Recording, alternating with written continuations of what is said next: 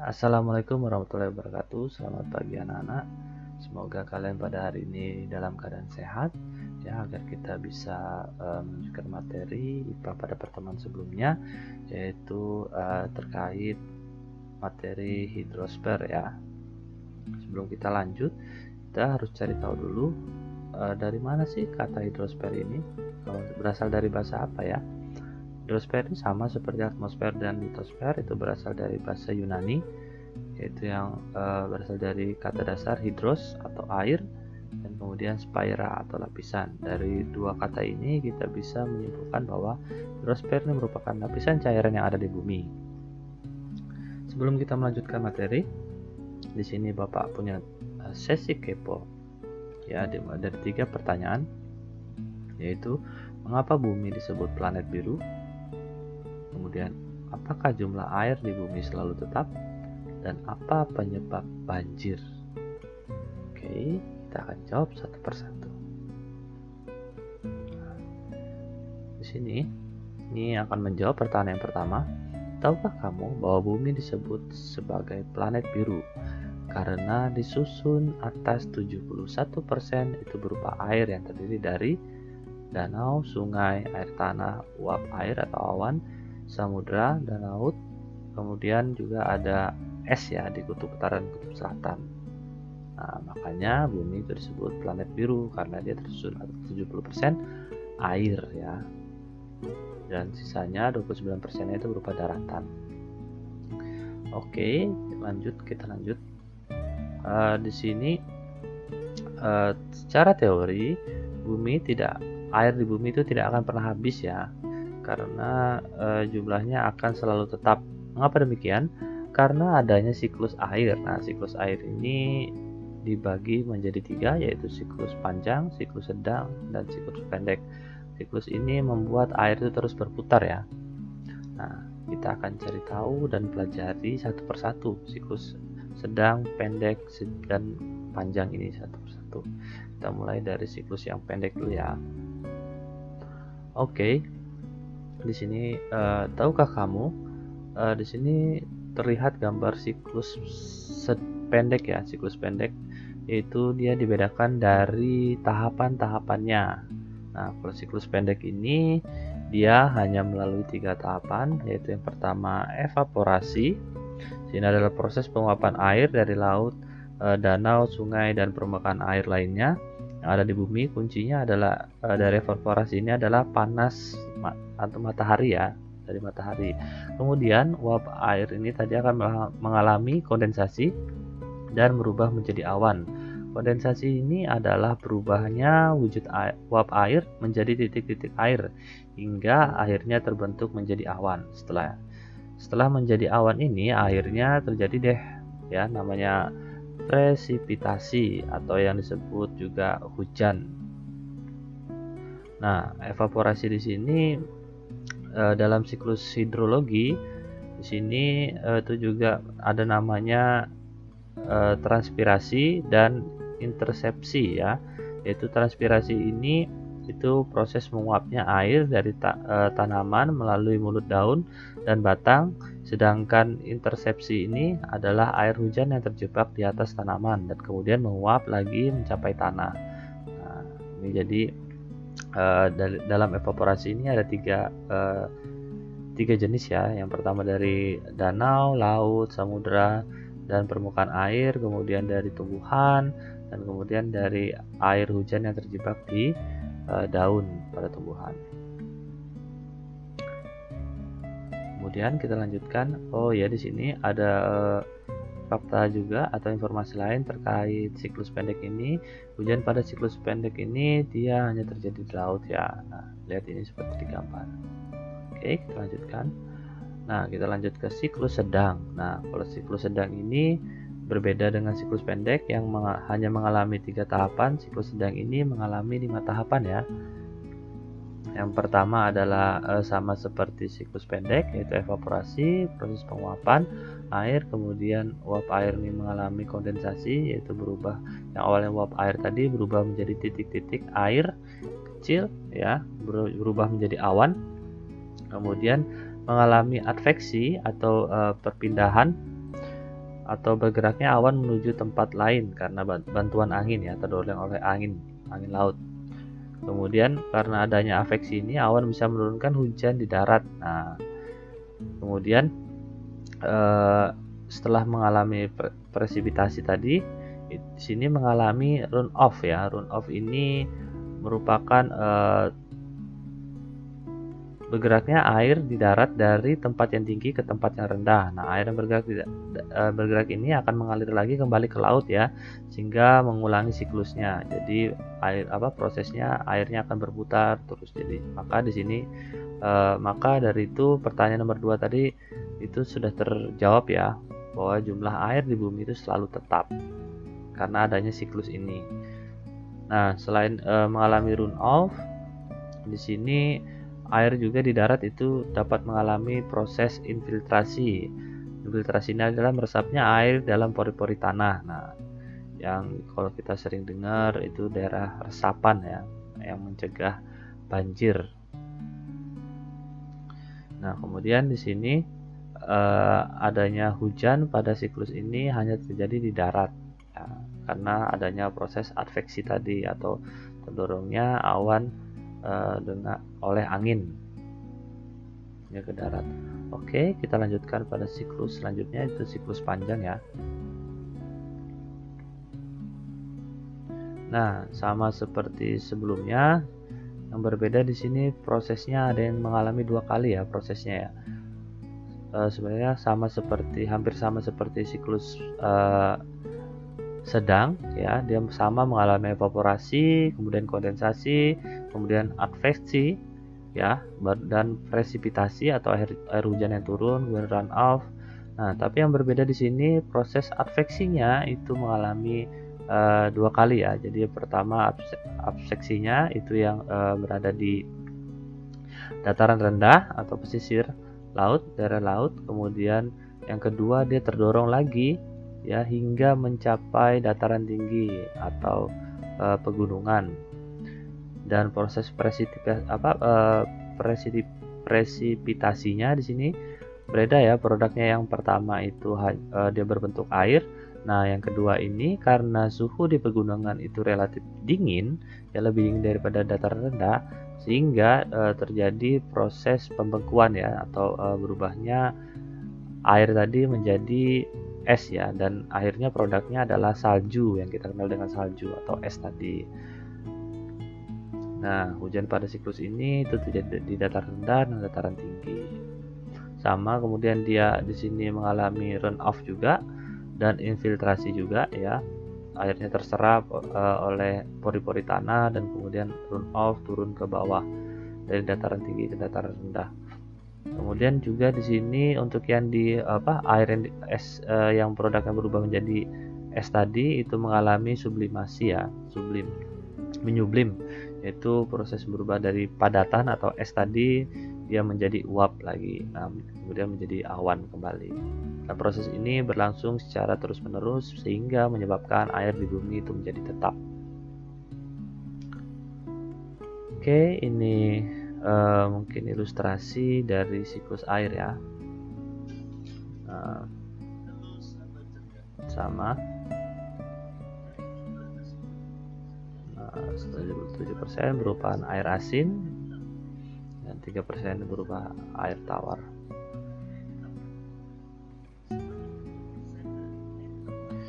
Dan merupakan es. Biasanya ada danau dan air tanah.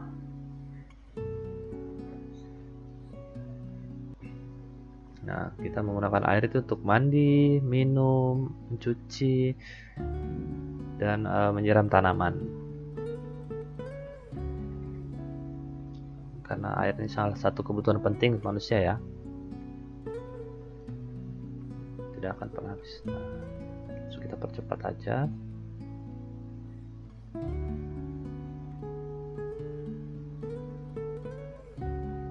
Nah,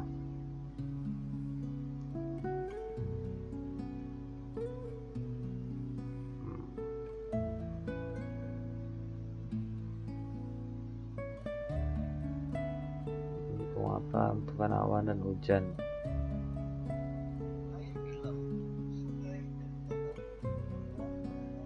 panas,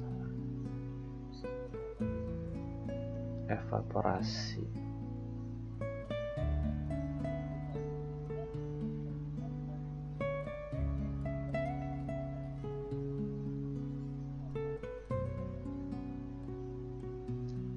Transpirasi.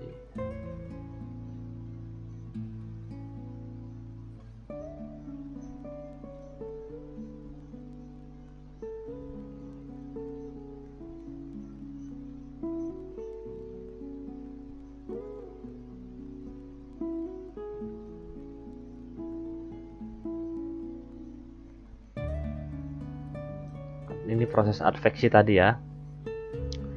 Nah, kemudian mengalami presitifikasi.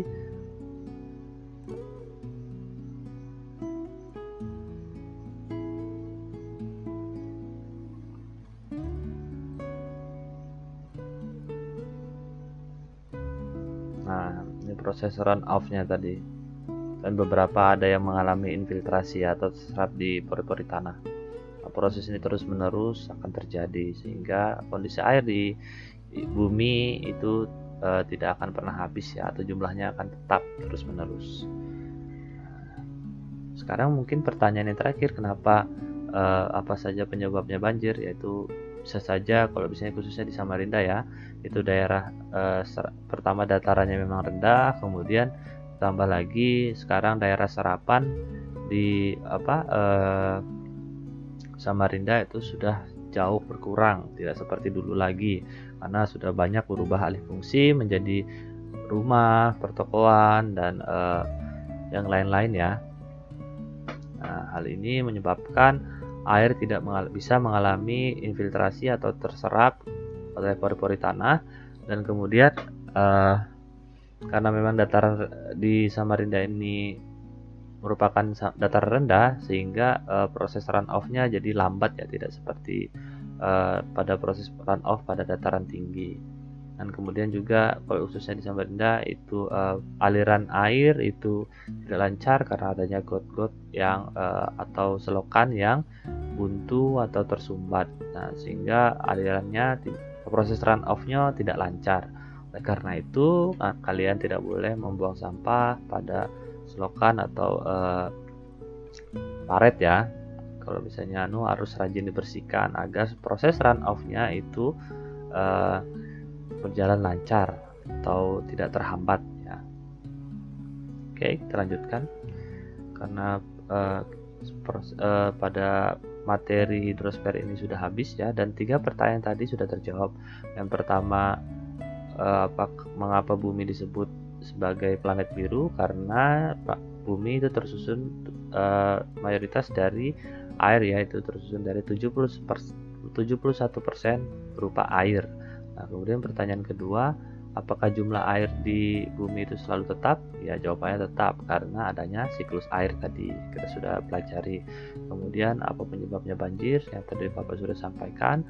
Jumlah pertama dipengaruhi oleh jumlah resapan air ya, yang tadi agar air bisa mengalami proses infiltrasi yang masuk diserap oleh pori-pori tanah, dan kemudian proses run off ya.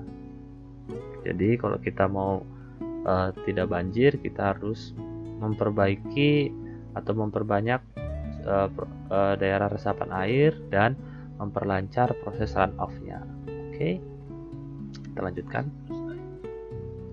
Nah, selanjutnya kita masuk ke materi yang selanjutnya, yaitu gempa bumi ya.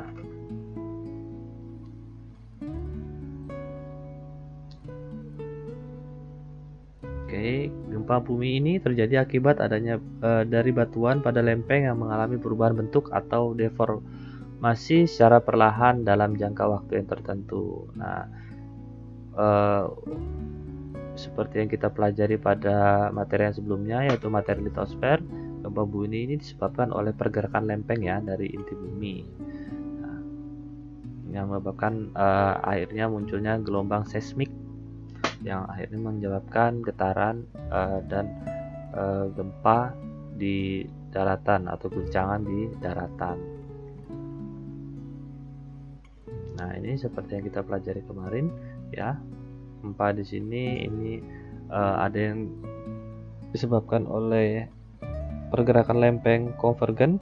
Ya, di sini ini proses pergerakan lempeng konvergen yang searah dan membentuk gunung yang kita pelajari pada lapisan litosfer kemarin. Nah, di sini akhirnya awalnya itu energi perputaran siklus perputaran energi dari inti bumi tadi ya, yang kemarin kita pelajari tersebut itu terakumulasi, akhirnya terjadi pertambahan energi potensial yang tidak bisa terbendung dan akhirnya menimbulkan patahan atau retakan yang mengakibatkan munculnya getaran dan energi yang berlebih yang menghasilkan getaran dan gelombang seismik tadi ya, yang menghasilkan sebuah gempa. Nah, semakin besar energi yang dilepaskan, maka getaran yang dihasilkan akan semakin besar.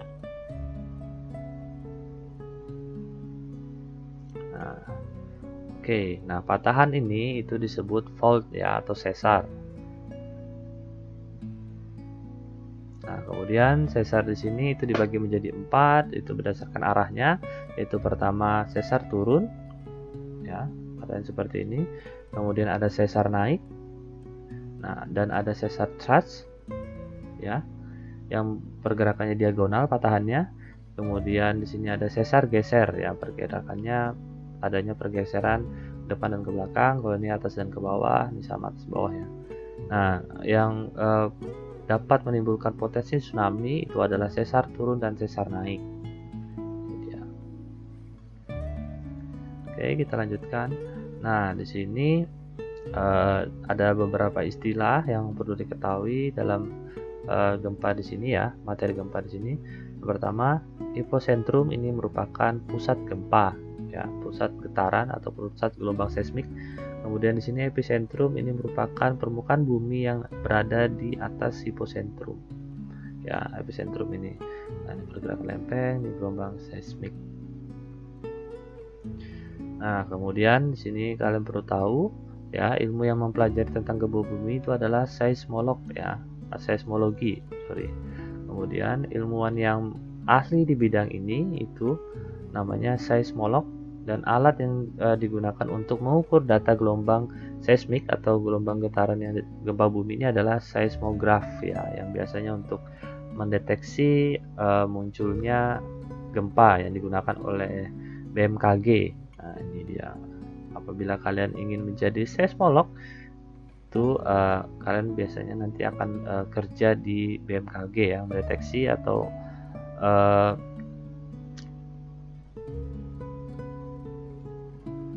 mendeteksi gempa, munculnya gempa agar bisa diantisipasi oleh manusia, jadi agar tidak mengakibatkan korban ya. Oke, ini kita masuk ke tsunami. Nah, gelombang yang terjadi di dasar laut dapat mendorong air ke laut ya, air laut ke daratan hingga kecepatan 500 sampai 1000 km per jam. Nah, ini disebabkan oleh adanya patahan atau sesar tadi naik dan turun. Nah, awalnya tadi adanya patahan di sini yang berbentuk sesar naik dan turun, akhirnya menyebabkan gelombang yang terdorong ke darat dengan kecepatan 500 sampai 1000 km per jam. Nah, bayangkan ya, dengan kecepatan ini kalau kita berada di jarak 10 km atau 5 km dari permukaan laut, pinggiran pesisir laut, kita akan sangat sulit untuk menghindari ini ya.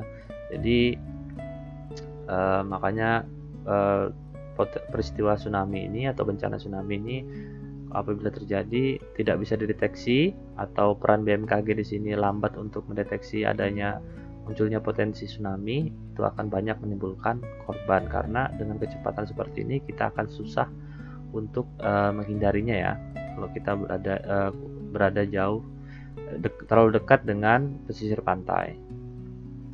Oke, kita lanjutkan dengan materi selanjutnya, yaitu Gunung Merapi. Nah, Gunung Merapi ini merupakan peristiwa naiknya magma atau astinosfer, kalau kita belajar pada materi litosfer kemarin, ke permukaan karena adanya pergerakan lempeng bumi yang menyebabkan erupsi ya pada Gunung Merapi yang kita pelajari kemarin, yaitu ada proses konveksi ya dan peleburan kemarin. Nah, ini ilustrasinya ya, gunungnya meletus. Nah, di sini pada gunung berapi ini ada beberapa istilah yang kita perlu ketahui ya, perlu bagian, yaitu pertama kawah dan lava. Sebenarnya ada bagian-bagian lain, tapi untuk saat ini pada jenjang SMP kalian cukup tahu dua ini saja dulu. Nah, tahukah kamu beberapa gunung berapi terbentuk karena proses tabrakan antar lempeng? Nah, ya ini ya, karena ada proses tabrakan antar lempeng ini, khususnya pergerakan lempeng konvergen itu membentuk sebuah gunung ya di sini. Karena kerak bumi di sini terdorong searah, tidak bisa menahan pergerakan tersebut, akhirnya terakumulasi dan membentuk gunung Merapi. Nah, tahukah kamu di Indonesia itu dikelilingi oleh cincin api Pasifik sehingga membuat Indonesia banyak terbentuk gunung Merapi. Hal tersebut dapat terjadi karena Indonesia berada di jalur pertemuan lempeng Eurasia dan Indo-Australia. Ya, jadi kita dan ada juga yang lempeng Indonesia, Australia itu ya yang di sini. Dari dua lempeng kita yang menyebabkan kita itu dikelilingi oleh cincin api Pasifik ya, sehingga kita memiliki banyak gunung berapi. Apabila kita lihat di sini gunung berapinya itu mayoritas digambarkan pada titik-titik merah ini, itu paling banyak itu di area Sumatera, Pulau Jawa ya, Papua dan Sulawesi. Nah, untuk yang kita yang tinggal di Kalimantan di sini itu tidak ada gunung berapi ya yang aktif. Kemudian kita lanjutkan. Nah, di sini ini penyebaran gunung berapi di Indonesia. Nah, di sini kita lihat itu sekitar ada 150 gunung berapi di Indonesia, yaitu ada di sini Talang Kerinci, Sumbing, Kaba, Dempo, Gunung Besar, Krakatau ya, Sinabung, Gunung Salak, macam-macam di sini ada banyak sekali. Nah, mayoritas di sini dia membentuk sebuah cincin api.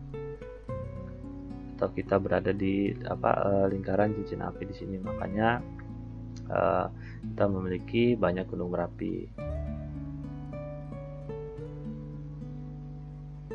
Oke, kita lanjutkan. Nah, kita masuk ke bagian solusi ya, atau bagaimana cara menanggulangi atau mengurangi dampak dari dua bencana tadi. Yang pertama, kita bisa menanggulangi dengan dampak gempa itu dengan menanam pohon untuk meredus getaran yang muncul ya. Jadi kita tidak bisa menghilangkan gempa ya, karena proses pergerakan lempeng bumi atau inti bumi itu terus bergerak ya dengan perlahan. Otomatis gempa ini akan terjadi ya dengan waktu-waktu yang tertentu. Jadi untuk meredusnya kita bisa menanam pohon agar dapat meredus atau mengurangi getaran yang muncul ya. Itu.